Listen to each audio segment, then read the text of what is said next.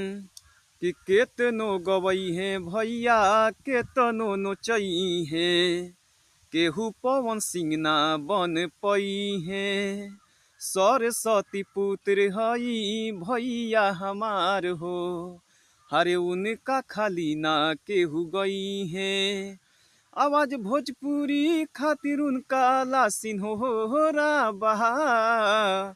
आ पवन भैया जस गावले हम चाहिले, आशीष थोड़ा थोड़ा बा।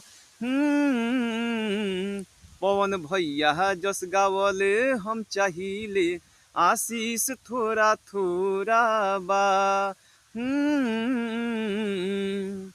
केतनो नोचई है भैया केतनो झुमई है, केहू पवन सिंह ना बन पई है।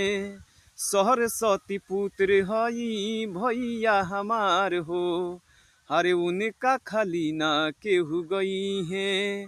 आवाज भोजपुरी खातिर उनका लासिन हो रा बहा। आ पवन भैया जस गावले हम चाहिले, आशीष थोड़ा थोड़ा बा। पवन भैया जस गावले हम चाहिले, आशीष थोड़ा थोड़ा बा।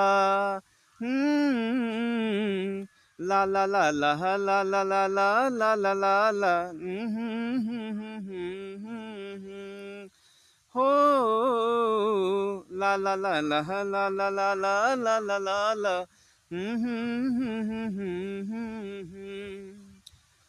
पावर स्टार पवन भैया के राजेंद्र राजा जी के तरफ से लाख लाख दिल से धन्यवाद बा।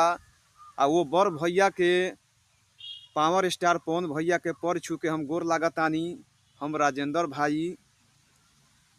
जय हिंद जय भारत, धन्यवाद।